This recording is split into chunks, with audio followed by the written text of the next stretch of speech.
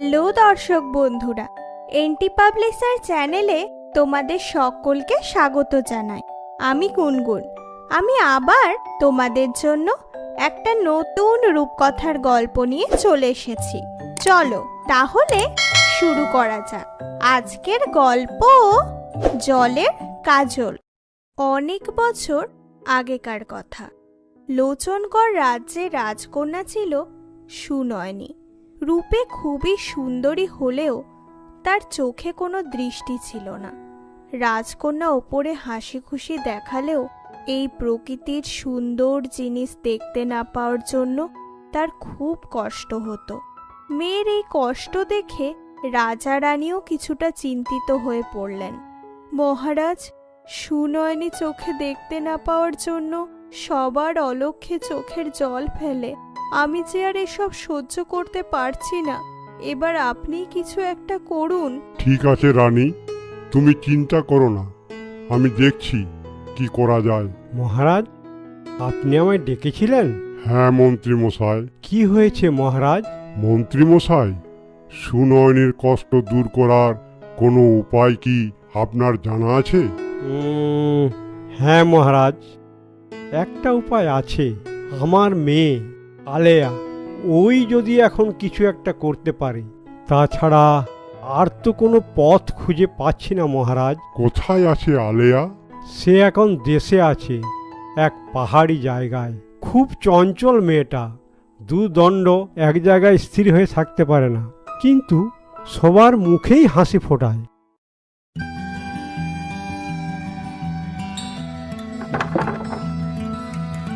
আরে বাপরে, इस बार भी पत्थरটা दरवाजे लेके गलो। এবার তো দাদিমা फिर से मेरे ऊपर गुस्सा करेंगी। आलिया मर गई। आलिया, ये सब क्या हो रहा है? मुझे तो लगता है तू इस दरवाजे को तोड़कर ही दम लेगी। मना किया है ना, ये सब मत करना, फिर भी করছিস? ओहो दादीमा, आप अभी भी मेरे ऊपर गुस्सा করে থাকবে? थोड़ा हंसो हंसो। तेरी इस नटखटपনের জন্যই আমি তোর ওপর গুসা করে থাকতে পারি না। মন্ত্রী কন্যা আলেয়া এখানে আছে? क्या हुआ? मैं ही आलिया हूँ, बोलिए। আমি লোচনগড় থেকে এসেছি। মন্ত্রী মশাই বিক্রম সিং আপনাকে নিতে পাঠিয়েছেন। পিতাজি ने बुलाया है। মহারাজের কথা মতো অবশেষে রাজমহলে এলো আলেয়া।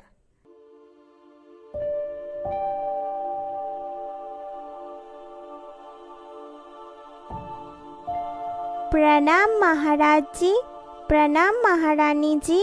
আলেয়া, একমাত্র তুমিই পারবে রাজকন্যা সুনয়নীর মুখে হাসি ফোটাতে। क्या हुआ রাজকুমারী জির? ওদিকে বাগানে একধারে চুপ করে রাজকন্যা বসেছিল। হঠাৎ আলেয়া এলো তার কাছে। नमस्ते राजकुमारी जी। के? मैं मंत्री जी की बेटी आलिया। ओ, क्या कर रही हो आप? এই পাখিদের গান শুনছি ও সুন্দর ফুলগুলোর গন্ধ উপভোগ করছি। हाँ राजकुमारी जी, पता है हमारे गांव में ऐसे ही बहुत सुंदर सुंदर फूल खिलते हैं। अच्छा, और पता है? आलिया রাজকন্যার সঙ্গে গল্প করতে লাগলো। প্রথম দিনেই রাজকন্যার সঙ্গে আলেয়ার বেশ ভালোই ভাব জমে গেল। এরপর থেকে রোজ তারা একসঙ্গে গল্প করত। এক কথায় বলতে গেলে এই কদিনে রাজকন্যার ছায়া হয়ে গেল আলেয়া। কিন্তু একদিন রাজকন্যার মন খুব খারাপ ছিল। আলিয়া কত ভালো প্রাণবন্ত একটা মেয়ে, ও আমাকে কত খুশিতে রাখার চেষ্টা করে, কিন্তু ওর মতো কোনোদিনও কি আমি চোখে দেখতে পাবো না? রাজকন্যার এই কথাটা আলেয়া শুনতে পেল। সে কিছুটা কষ্ট পেল, কিন্তু পরক্ষণেই এসব ভাবনা দূর করে রাজকন্যার কাছে এলো সে।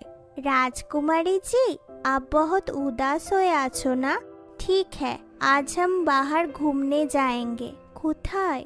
चलिए ना मेरे साथ, आपको सब पता चल जाएगा। মহারাজ মহারানীর অনুমতি নিয়ে আলিয়া রাজকুমারীকে ঘুরতে নিয়ে গেল, কিন্তু হঠাৎ কারো শব্দে সবুজ বনের মাঝে দাঁড়ালো তাদের ঘোড়া। কে আছো? আমাকে বাঁচাও।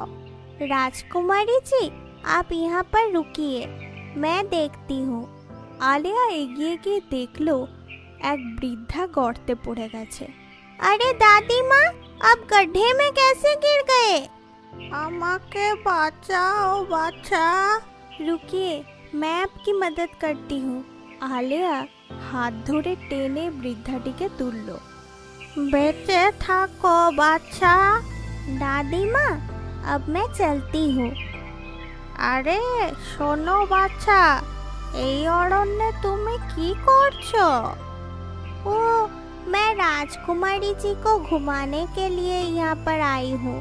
पता है दादी माँ, राजकुमारी जी बहुत अच्छी है, लेकिन वो दिख नहीं सकती। इस वजह से वो बहुत उदास হয়ে আছে। তাই মন ঠিক करने के लिए আমি রাজকুমারী জিকে এখানে নিয়ে এসেছি। তুমি কি এই রাজ্যের রাজকন্যা সুনয়নীর কথা বলছো? সে তো আগে অন্ধ ছিল না। মতলব? হ্যাঁ, রাজমহলে এক দাসীর স্বামীর প্রতি মহারাজ অজান্তেই অন্যায় বিচার করার ফলে সেই দাসী প্রতিশোধের আগুনে রাজকন্যাকে অন্ধ করে দেয়। এরপর সেই দাসীকে শাস্তি দেওয়া হলেও রাজকন্যা তার দৃষ্টি ফিরে পায় না। सच में राजकुमारी जी के साथ बहुत ही बुरा हुआ। वो अब कभी भी देख नहीं सकती। না বাছা, একটা উপায় আছে। क्या? এই অরণ্যের মাঝে কাজল দিঘি বলে একটা দিঘি আছে। সেই দিঘির জলে ডুব দিলেই রাজকন্যা তার হারানো দৃষ্টি আবার ফিরে পাবে। তোমরা সেখানে যাও তাড়াতাড়ি। ঠিক আছে দাদিমা। বৃদ্ধাটির কথা মতো আলিয়া রাজকন্যাকে নিয়ে গেল সেই কাজল দিঘির কাছে। আলিয়া, তুমি আমায় কোথায় নিয়ে এলে? রাজকুমারী জি, सुना है এই দিঘির জলে ডুব দিলে आंखों की रोशनी वापस आती है। কি বলছো আলিয়া? হ্যাঁ রাজকুমারী জি। হ্যাঁ, ও ঠিক কথা বলছে। আমার জলে ডুব দিলেই সেই জল চোখে কাজল হয়ে সেই চোখের দৃষ্টি ফেরায়। তোমরাও এই সুযোগ পাবে, কিন্তু রাজকন্যার দৃষ্টির জন্য তোমার প্রাণ সংশয় রয়েছে। माने? रुकिए राजकुमारी जी, ठीक है, मैं तैयार हूँ। राजकुमारी जी के लिए मैं कुछ भी करूँगी। আলিয়া, আলিয়া রাজকন্যাকে নিয়ে যেই জলে ডুব দিল, অমনি সেই জল রাজকন্যার চোখে কাজল হয়ে মিলিয়ে গেল ও রাজকন্যার দৃষ্টি ফিরে এলো। আলিয়া, আলিয়া, আমি দেখতে পাচ্ছি। তুমি কোথায় আলিয়া? কিন্তু আলিয়া তলিয়ে গেল জলের তলায়। সব আমার জন্য হয়েছে, আমার জন্যই তুমি জলে তলিয়ে গেলে। তোমার প্রাণের বদলে এই চোখ আমি রাখবো না, তাই আমিও জলে ডুব দেব। এই বলে রাজকন্যাও যে জলে ডুব দিল,